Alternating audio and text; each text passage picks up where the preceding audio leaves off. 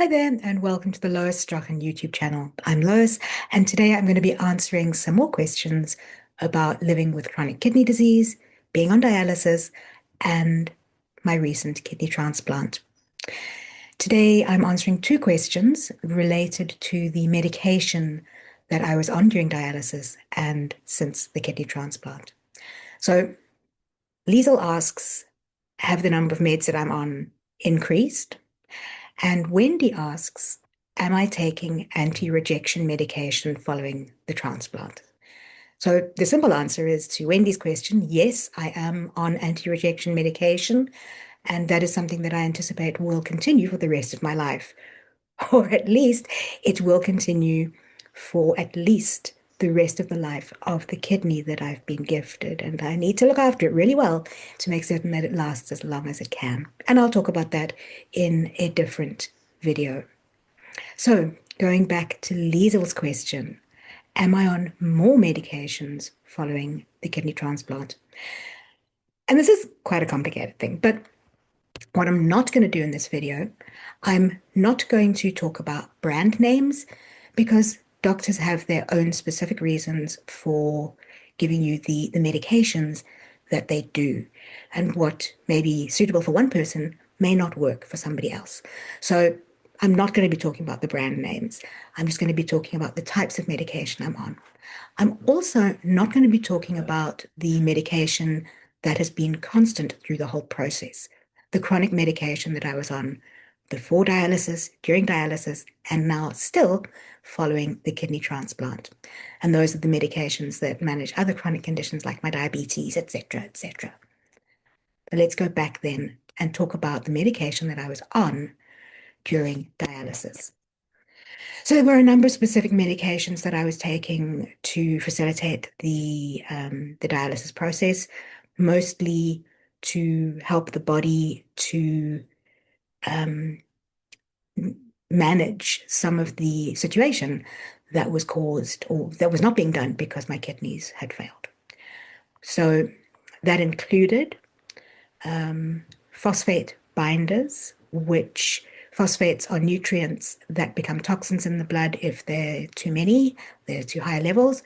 So the binders helped to manage and eliminate some of those toxins from my body. I was taking vitamin D to help manage the levels of calcium and again phosphates that were in my body. And I was taking diuretics to try and help my body deal with fluid retention, which is a common symptom of chronic kidney disease. And I was taking hemoglobin tablets, which were to help with the iron levels in my blood and to help ensure that oxygen was carried to the organs in my body. I was also taking two blood thinners, so that was also something that became useful in managing the dialysis and my general health. I think those are all of the meds that I was on at the time. Let me just quickly think about my medication boxes. Um, yeah, I think so. All right. So, what about following the transplant? As I've already said in answer to Wendy's question, yes, I am on anti-rejection medication. I'm on two different medications for that. I'm also on cortisone, which is necessary to help with the anti-rejection and to just keep me healthy.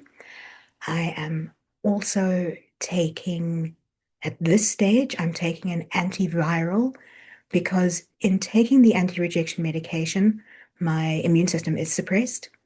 And the antiviral helps me to fend off any illnesses that might become a problem for me if I become ill.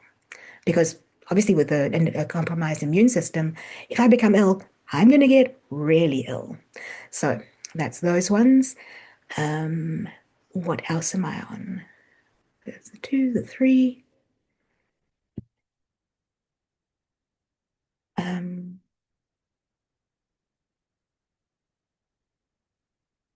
I'm on one blood thinner rather than the two that I was on when I was on dialysis. And I think that's it. But I do want to make a couple of notes here. The antiviral that I'm on, that will drop away in the next few weeks when I get to 3 months post-surgery. So, and I've also the levels, the numbers of the tablets that I've been taking of the anti-rejection meds has been changing because as the doctors have monitored my blood levels and seen how my body has been responding to the new kidney, so they are managing that and they're adjusting the medication as they go. So what I'm saying here might look a little bit different in a few months or a few years. We don't know. Though the specific things that Liesel asked in her question was, am I on more or less meds? And I actually thought it'd be quite fun to look at the precise numbers of tablets that I'm taking to see whether in shifting the meds around, I would be taking more or fewer tablets. So, in total, considering all my chronic medication, etc., plus all the meds that I was on during dialysis, I was taking 17 different tablets.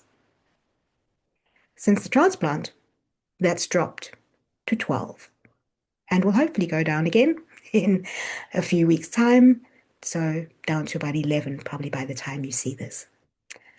So strangely enough, and contrary to what I had considered at the time, I'm actually taking less medication than I was before the kidney transplant. Now, a couple of important notes. Firstly, as I've said, everyone's journey is going to be different.